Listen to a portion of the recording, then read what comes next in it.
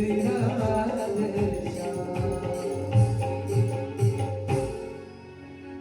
भरोसा है इस जिंदगी का, साथ देती नहीं ये किसी का, साथ देती नहीं ये किसी का। भरोसा करके बैठे हुए 100 साल तो पार कर ही जाएंगे, नहीं अच्छी बात है, लेकिन बैठना भी नहीं है, चलते रहना, चलते रहना रवानगी है इसकी, चलते रहना। लेकिन चलते चलते हर श्वास से जो ना, हर श्वास से सुमिरन हो तेरा, ये किसने गाया भजन। 21,600 जो श्वासें मिली हैं, 8-10 घंटे तो खो जाते सोने में। और संत यही कहते भैया इतना अच्छा सुमिरन बना लो, इतना अच्छा सुमिरन बना लो कि सोते समय भी हर श्वास से सुमिरन चलता रहे। और एक अच्छी बात बताता हूं मैं, ओम एक दोहा गाया करते, सुख में सुमिरन सब करे, दुख में करे, ऐसे बोलते हैं, दुख में सुमिरन सब करे, सुख में करे न कोई, जो सुख में सुमिरन करे दुख आए को होए। ऐसे ही ना, मैं वो ठीक उल्टा गाता हूँ इसको। सच्ची में जब सुख में रहते मेरे भगवान इतने याद भी नहीं आते। अब बुखार चढ़ गया था 15 दिन पहले, और जो मेरे साथ में मेरी हालत बनी है मैं ही जानू, जिसको लगे वो जाने, कहने मतलब ये है। मैं ऐसा उलझ जाता हूं, मेरे को वैसे दुख बिल्कुल बर्दाश्त नहीं होता। अरे बुखार वाला तो दुख जो है ना, इतना दुख है, बड़ा दुख है मेरे को, इससे बड़ा दुख भी नहीं लगता मेरे जीवन में। हाथ पांव टूट जाए वो बर्दाश्त है, लेकिन बुखार मेरे को बर्दाश्त नहीं होता। मैं बैठ के चारों कोनों पे तो 1-1 घंटा रात में बिताता हूँ। इस कोने में 1 घंटा, उस कोने में 1 घंटा, इस कोने में इसमें 1 घंटे, और फिर 2 घंटे जो बीच में बैठ करके ना ओम नमो भगवते वासुदेव का जाप करता हूँ। इतने याद आते हैं मेरे गोविंद उस टाइम, इतने याद आते हैं, या तो गोविंद आते हैं या मेरे को माँ याद आती है। ये तो कहता अपनी माँ को याद करे जिसने जन्म दिया।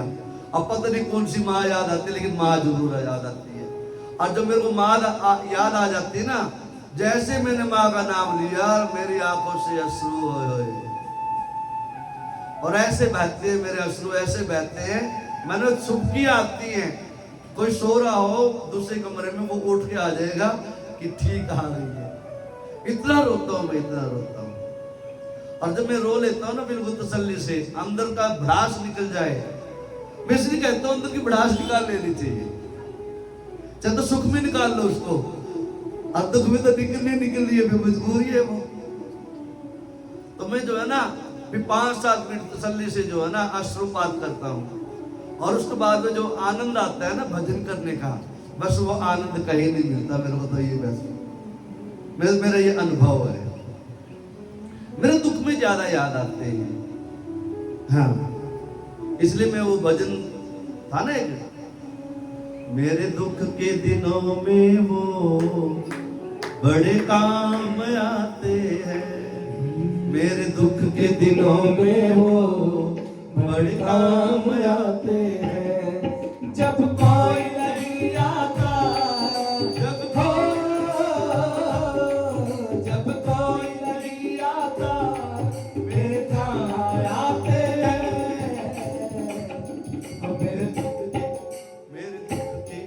मेरे दुख के दिनों में वो बड़े काम आते हैं, मेरे दुख के दिनों में वो बड़े काम आते हैं। सुना हमने इसको, जो भजन यहाँ से बोल दूंगा ना, उसको कहीं न कहीं प्रसंग पे जाके पूरा करके छोड़ूंगा। अब बोलो राधे राधे, राधे राधे। तो इस प्रकार से जो है 21,000 जो श्वासों, जो 600 श्वास मिली है ना, उसमें केवल हरि नाम का स्मरण करना चाहिए। देवताओं ने देख लिया, मान गए कि भागवत की कथा एक ऐसी कथा है जो हर प्रकार से जीव को बचा के ले जाएगी वहां तक।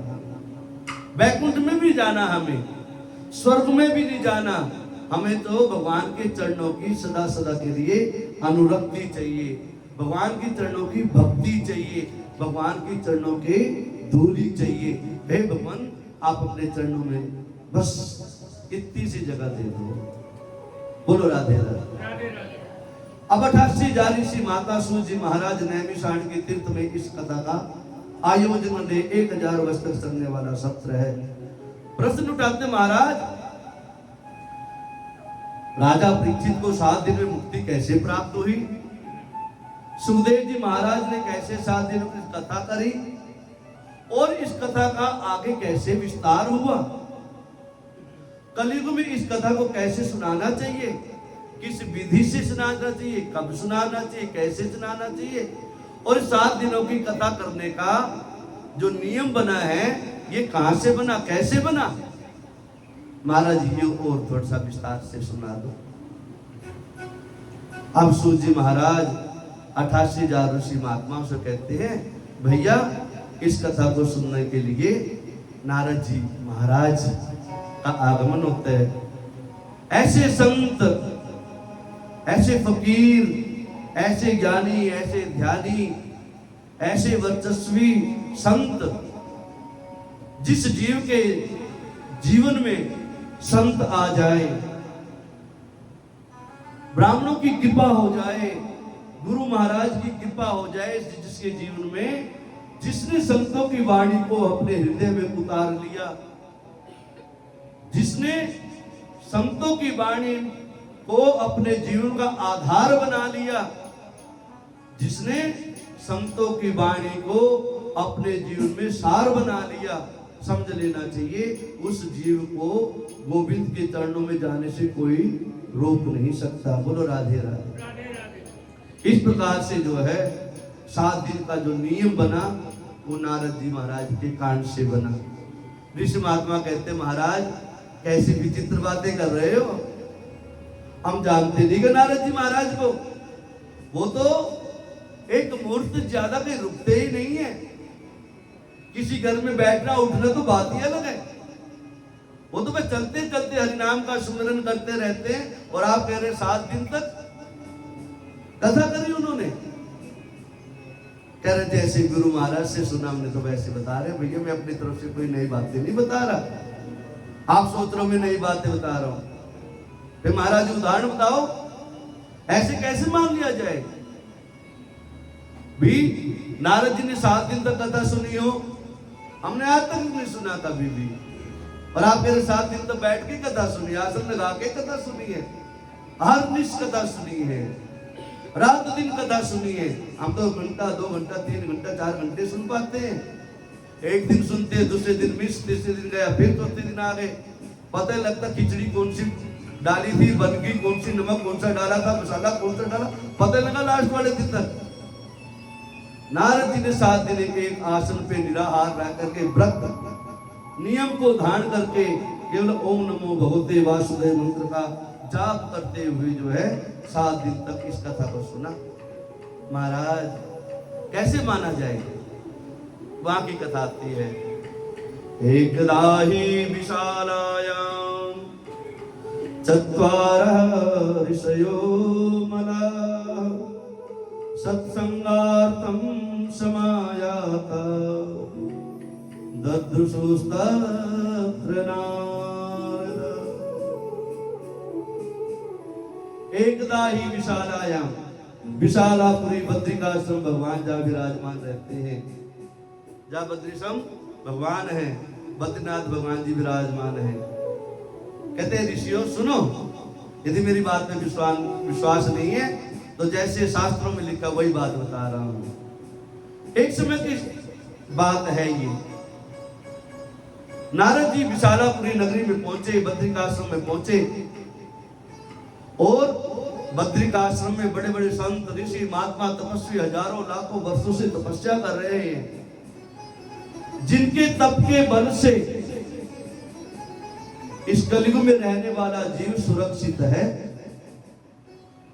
हम सोच ले ना, विश्व में केवल आरती उतारने से, ओम जय शिव ओंकारा गाने से, और एक लोटा पानी का,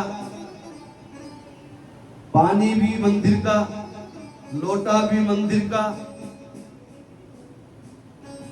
और हम भी तो मंदिर के ही हैं।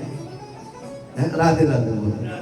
हाँ, ऐसा नहीं कहूंगा आप तो बाहर गए हो, आप भी मंदिर गए हो, लेकिन ये देखो ना, पानी भी यही का, लोटा भी यही का, और यही चढ़ाना। नियम तो और कुछ था, घर से सुंदर नहा धो करके, सुंदर वस्त्र धारण कर करके, और अपनी टोकरी बना करके रोली मोली लौंग इलायची पान सुपारी मिष्ठान आदि रख करके, फूल पत्ती धर करके, तुलसा दल रख करके, फिर भगवान के दरबार में आना चाहिए। तब कहीं व्यवस्था बनती है, तब कहीं गोविंद खुश होते हैं। लेकिन नहीं, फिर भी कोई बात नहीं, जिस भाव से आ जाओ बस यहाँ तक। बोलो राधे राधे। अब नारद जी महाराज जो है, जहां उस विशालापुरी में हजारों हजारों लाखों लाखों वर्ष के आयु के वृद्ध, जिनकी बड़ी बड़ी जटाएं, पता ही नहीं जटाएं भी कितनी लंबी हो गई, उसके ऊपर भी पेड़ पौधे उगाए हैं, उनके तप और बल से, उनकी शक्ति के कारण से ही हम यहाँ पर विराजमान हैं। उनकी कृपा है हम लोगों के ऊपर, उन संतों की कृपा है हम लोगों के ऊपर। उनको और कुछ नहीं चाहिए। आम जनमानुष का कल्याण कैसे हो, वैदिक धर्म की संस्कृति का पालन कैसे हो, गौ ब्राह्मण की कन्या की रक्षा कैसे हो, धर्म की स्थापना कैसे हो, केवल धर्म की स्थापना के लिए ही वो संत महात्मा रात दिन जो है हरि नाम का सुमिरन करते रहते हैं। बोलो राधे राधे। अब इस प्रकार से नारद जी महाराज आज जा रहे हैं वहां पर, दुनियादारी को देखते हुए। चर्चा आएगी आगे। नारद जी महाराज देखा सब कुछ अस्त और व्यस्त हो गया है, सब कुछ नष्ट होता जा रहा है, धर्म भी ग्लानि की तरफ होता जा रहा है, सतीत्व भी खत्म होता जा रहा है, धर्म भी नष्ट होता जा रहा है, सत्कर्म भी नष्ट होते जा रहे हैं। सौभाग्यवती जो माता बहनें हैं, वो भी अपना धर्म और कर्म छोड़ दिया है, अर्थात धर्म की हानि ही हानि है, धर्म पतन की ओर जा रहा है। राजा महाराजा ऋषि संत महात्मा ब्राह्मण गौ सब जो है अधर्म की तरफ लग रहे हैं। और धर्म की रक्षा कैसे होगी जब संतों के मस्तिष्क में, संतों की वाणी में और संतों के कर्मों में ये आ जाए बातें। संत जब कड़वी बातें बोलने लगे समाज में, तो समझ लेना चाहिए उस समय जो है कुछ न कुछ बहुत भारी अपयश होने वाला है। उसी चिंता को लेकर के नारद जी महाराज पूरे विश्व का, ब्रह्मांड का भ्रमण करते करते विशालापुरी में पहुंच गए। और जैसे ही विशालापुरी में पहुंचे, तो सबसे पहले मिलन हुआ 4 कुमारों से नारद जी का, सनक सनंदन सनातन और सनत कुमारों से, जो रात दिन हर श्वास से हरि नाम का सुमिरन करते हैं। 21,600 श्वासों का पूर्ण यदि सही सदुपयोग कर रहे हैं, ये चारों भाई कर रहे हैं। इनका नियम है चारों भाइयों का, इनको भूख और प्यास नहीं लगती, और एक ही अवस्था है, कभी ना 6-7 वर्ष से ऊपर जाते, ना 6-7 वर्ष से नीचे आते, एक ही अवस्था है बस। जब से इन्होंने अवतार लिया है, जब से एक ही अवस्था पे घूम रहे हैं। ऐसा कोई जीव देखा आपने? 5 वर्ष का बच्चा, 7 वर्ष के बच्चे ही घूम रहे हैं। ब्रह्मा जी के भी जो खड़दादा हो, ब्रह्मा के दादा के दादा के दादा के दादा के भी खड़दादा जो हो, वो 4 भाई हैं, सनक सनंदन सनातन सनत कुमार। उनकी वही अवस्था है, और केवल हरि नाम का सुमिरन करते घूमते रहते हैं। नियम उनका, एक हफ्ता सनत कुमार जी बैठ जाते व्यास गद्दी पे, तीनों भाई नीचे बैठते, ताली बजाते और कीर्तन का आनंद लेते, और ओम नमो भगवते वासुदेव का जाप करते रहते, हरि की कथा सुनते रहते आपस में। अगले हफ्ते दूसरे भाई बैठ जाते, अगले दूसरे भाई बैठते, रात दिन का यही काम है इनका, केवल हरि नाम का सिमरन, दूसरा कोई काम ही नहीं है। इसलिए भगवान ने इनकी आयु भी रोक दी।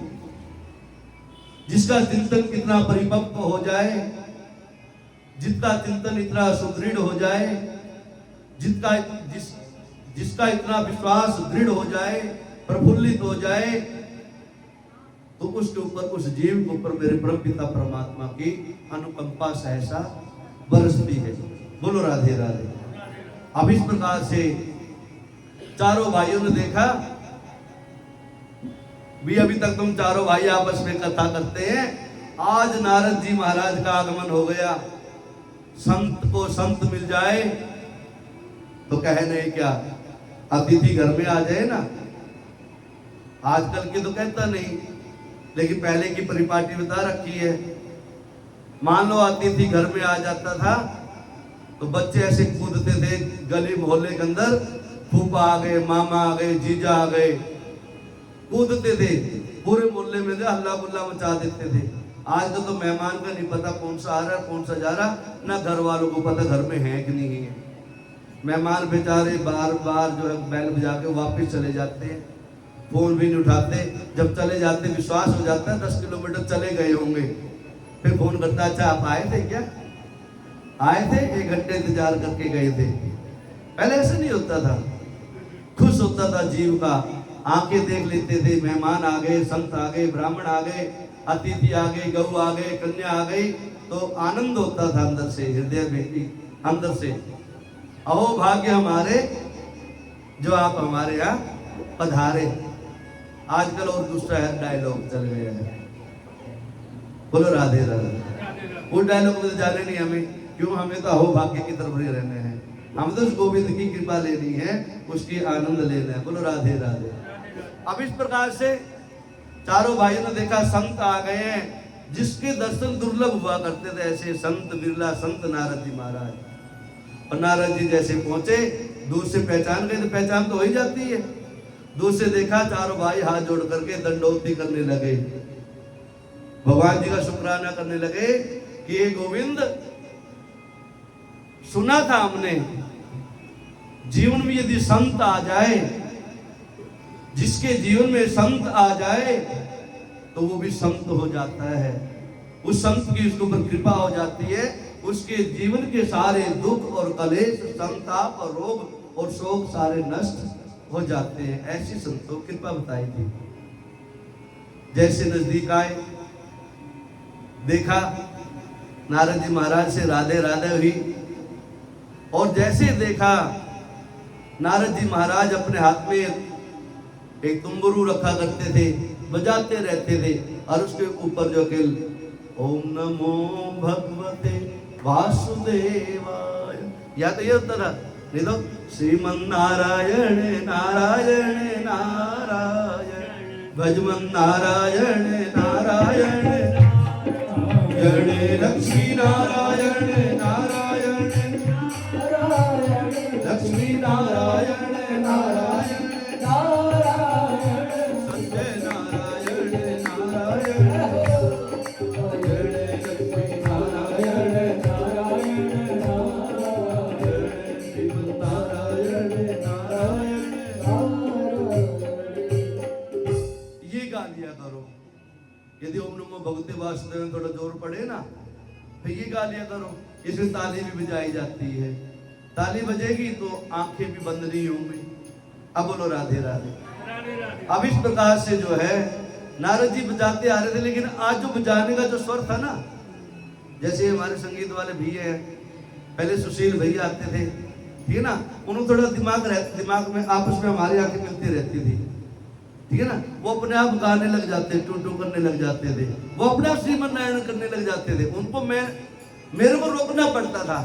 अब क्या पहली बार है ये मेरे साथ में, अब इनको मेरे को बताना पड़ रहा है, क्यों? उनको रट गया था भी आचार्य जी ही बोलेंगे और कुछ बोलेंगे नहीं, ठीक है ना। वो पहले ही टू टू टू टू करके मेरे को इशारा करते रहते थे।